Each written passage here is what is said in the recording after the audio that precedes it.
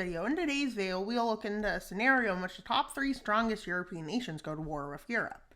And yeah, there's a big front for them to deal with for the blue and red team. Another front for both teams. But then we have Britain. And I'd say France's strategy would be to take the Rhine region as fast as they can, as that would make a very defensible border. So, what does France do? They storm in. As they storm in to the Rhine region of Germany. Then they can storm into Belgium. As they are trying to storm into the Netherlands, which they finished their Netherlands campaign. As they now have a defensible location created, as it's easy to defend the Rhine region. And then they shift their focus to Spain, but while they're moving some forces, that didn't take as many forces, so they're moving their forces to the Spanish border. Britain starts their invasion of Ireland, but doesn't go as fast as they were hoping. Their plan is to take Ireland out as fast as they can and move into Iceland, but that's as fast as they move in. With their next campaign starting, which they start one into Belarus towards Minsk. And yeah, then they move into the Baltics. And while they move north into Ukraine from the south, because we're restarting this war. They move in there, and they move in here, and well over here. As they meet up in the south. Now let's look at what they're doing here. So their campaign really was focused on these two regions first, but now they're moving from those two regions to go further south. And that's what they do. And then let's see what the blue team decides to do for counteroffensives. They push them back in Ukraine. And well, in Azerbaijan, they cross the border and attack Russia. Why would they do this? As they move up to here. With Finland saying, okay, you forgot about us. Oh, fine, they didn't forget about Finland. Finland just invaded them. Because they do that in every mapping video. They always invade Russia. It's not even a shock that they will always invade Russia. Just saying.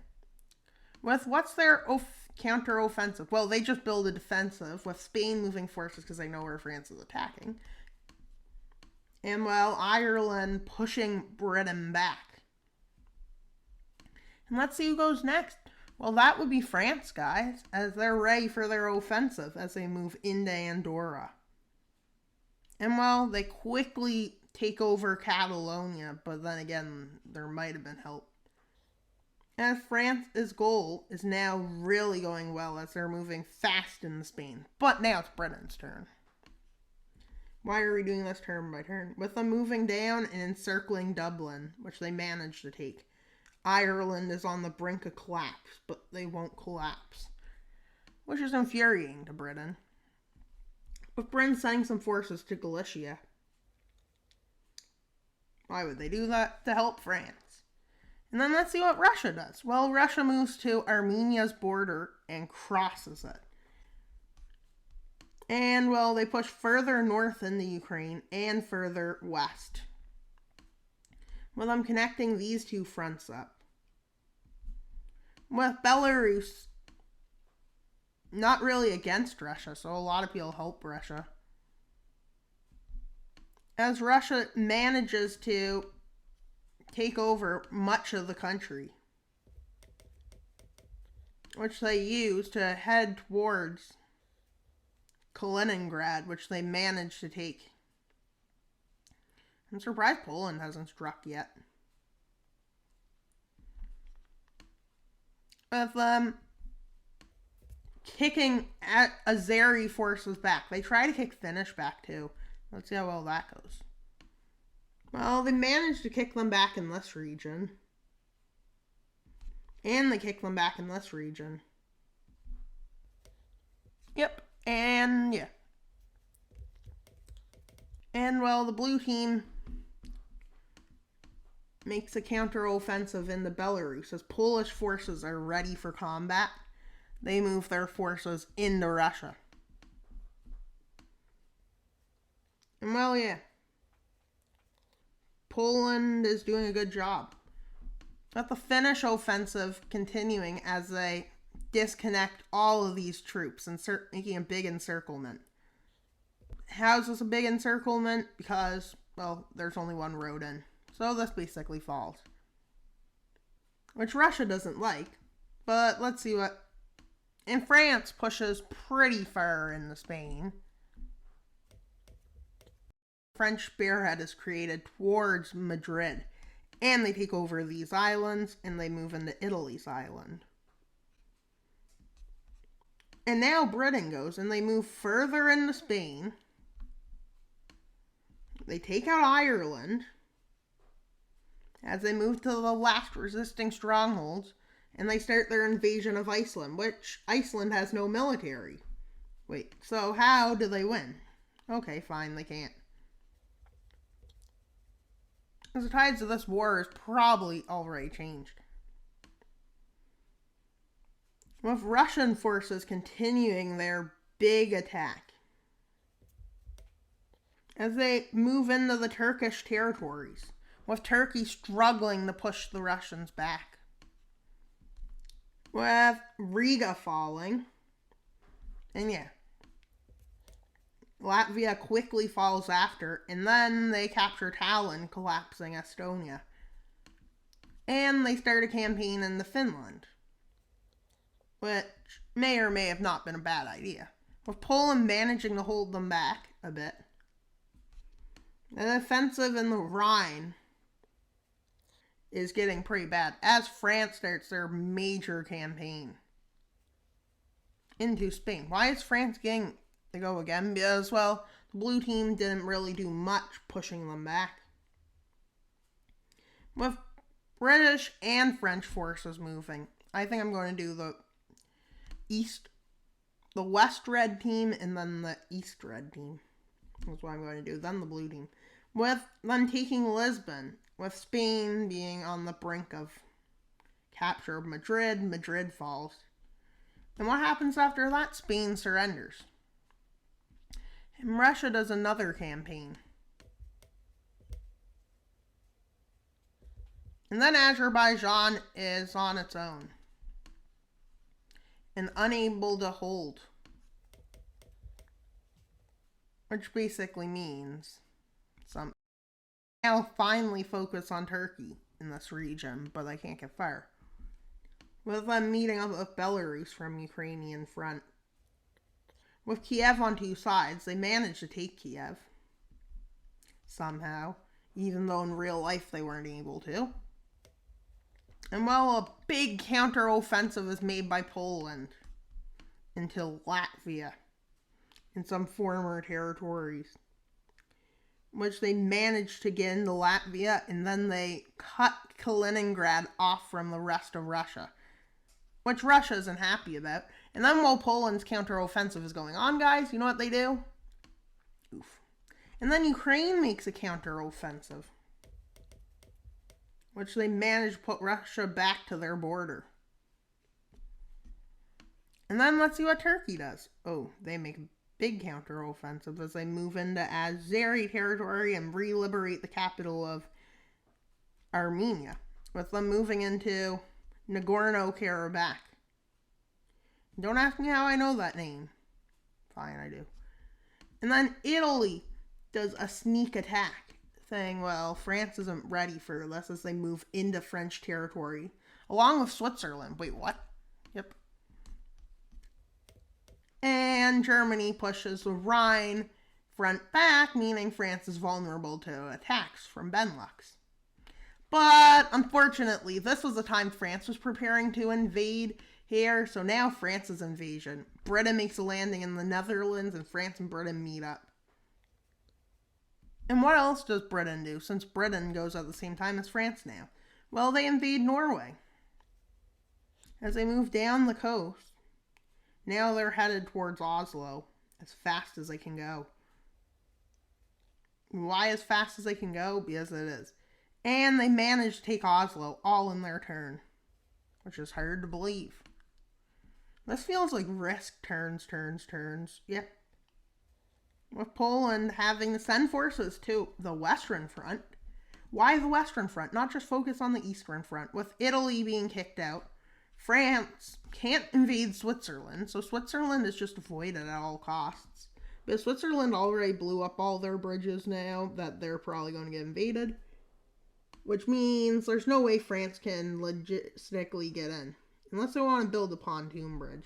Why are they going around Switzerland? They're making the seas on Switzerland, but Switzerland refuses to surrender, stating that you may starve us, but you can't stop us.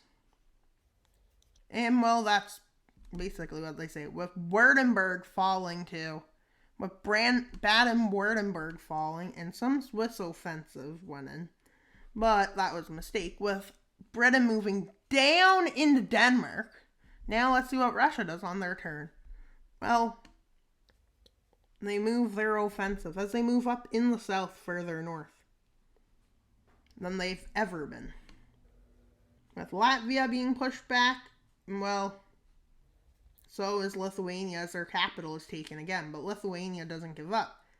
And well, this is about the time Belarus is unable to fight, and they decide to join Russia rather than to fight Russia. And Russia makes a huge offensive in the Turkey, with Germany conscripting now, Italy too, Austria too, Poland too. But Poland and Germany still attempt an offensive with this offensive here into the Netherlands. And then they make another one into Denmark, with them in Sweden moving to take back Oslo, which they succeed in doing, because Britain wasn't defending well enough. And well, the push towards Helsinki is repelled, and Poland repels Russia. But they can't take the Vilnius back. With Russia surprised, they haven't won. And well, France sees conscription as a threat, so they start moving forces towards Berlin and try to take as much German territory as possible, with them splitting Germany into two. But Germany manages to hold here. Italy they move into fast.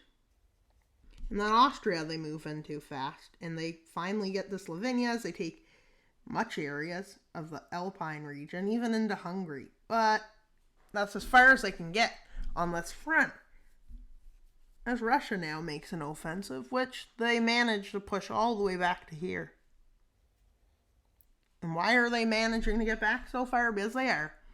And then Austria is repelled. France is repelled by Hungary, who moves into Vienna to free them. And then the conscription in Germany has finished, as they now no longer need Polish forces to help because they have enough of their own. With them finding where France's natural border is and moving in. And yeah, France is in trouble. Italy makes an offensive, with Switzerland making an offensive. Wait, what? And now let's see what Ukraine and Poland's offensives look like. With Russian forces in Turkey falling all the way back to Armenia, basically. And then Armenia pushes them back, because Armenia's freed, with the Azeri freedom being granted now. And well, on three fronts, all through this area, Russia's kicked back. Russia's routed in Finland. Finland lands and takes Tallinn. They move into Estonia, with Poland moving up the coast, taking Riga. And well, Vilnius falls. Kiev falls back to the blue team. Russia's unable to do anything now, with France being repelled once more. They try one more thing, which doesn't actually work. They say, well, we can make this defensive again. And what is the problem with this? It didn't work the last time. You're trying what didn't work the last time again. Okay, France, let's see. How does it hold up? Okay. The world gets sick, with something major happening as France is kicked back routed. And they're routed in Italy. But what's next? Even worse, guys. The war breaks out between Germany and France, as Germany crosses on 3 fronts, with Britain in trouble as Britain was kicked back too, with Germany spearheading all the way to Normandy to kick back, and then they moved to here, with the Italians offensive starting again, with France's natural borders being breached. And yeah, and then let's look, it's Paris, guys. Paris falls. Oh. And then they move into here. Italy moves there. Italy attempts landing, which goes successful. But then they attempt another one, which is also successful. And their third and final one goes to success. Germany goes like, and lands right here, with them now setting up naval bases in the English Channel, with France struggling to survive this, with the fall of France being inevitable now, with France surrendering. Nope, France didn't surrender. They actually fought till the bitter end, and they're still actually fighting. Wait, what? You may be saying, yep, all their forces are in Spain, with a Spanish partisan movement breaking out, with Irish partisan movements happening, as they know Ireland can no longer fall, with Ireland like this. And well, Portugal rises up. French control no more, is what they all say. Why French control no more, you may be asking? Yes, look. But, yep. And this falls, and then the French army falls, with Britain in trouble, but Russia holding on.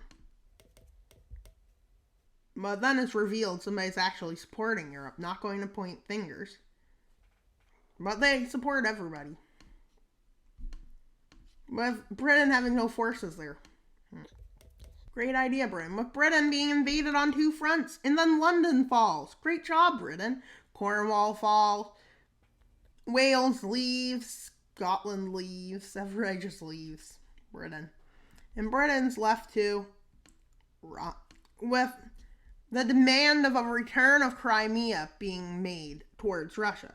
Russia just needs to make a defeat to be able to go to the negotiating table with ease. So they decide, well, if we want to get to the negotiating table to keep Crimea and a bit of southern lands, with them taking Helsinki. But everybody's like, oh no. But then Finland's like, just kidding. Because guess what? They were joking. With everybody unable to push Russia back any further, except Ukraine continues. And then Ukraine, unfortunately, eventually becomes able to hold, with Russia saying, we will leave occupied territories in Georgia and Azerbaijan for some territories from Belarus, Ukraine, and the Baltics, which is being signed. And Finland gains land. The Baltic Union's formed after losing a bit of land, but they also get parts of Belarus. But why parts of Belarus? Because Belarus voted to make it the Belarus-Baltic Union. Ukraine and Russia aren't happy. And why am I? And let's go for the treaty of... The next treaty will be signed soon. Why am I getting rid of some of the countries already colored in? Because, well, they're not really important at that treaty. Except Sweden and Norway, because there's something happening there. With both countries getting their treaty, both France and Britain. The Treaty of Moscow may or may have not been fair. I don't think it'll work. Meanwhile, why don't I think it'll work? Because, well, do treaties ever work? Well, sometimes. Really, they work so well. I mean, maybe that's right. But yeah. With Britain still existing in some pockets, because some pockets of Britain didn't realize the war was over until now. taking back Alsace-Lorraine, almost all of it, but gave a bit to Luxembourg, with Belgium gaining a bit of land from France and Britain, Normandy, Brittany, Cornwall, Wales, Scotland, England are all gave independence. Monaco expands, Italy, Spain, Andorra, and, well, Ireland is full Ireland. And then we have the Scandinavian Union, which is a union between Denmark, Sweden, Norway, and, and then Finland's happy. Well, the only real winner here is Russia, who's not really as angry, but I feel like there's going to be a war there in the future after this video. But who knows? And I hope you enjoyed today's video. Please like and subscribe. That'd be great if you did. That's pretty much all. We're trying it to 175, so 375 subscribers. I can't believe how many subscribers we have now. And you know what else? I would like it if you subscribe. So please subscribe so you can get the 375 from 234 subscribers by May 1st. So, and there's a special going to be at 250. And why a special? Because 250 is a big number. And please like and subscribe. That's pretty much all for today's video. Wild Mapper out.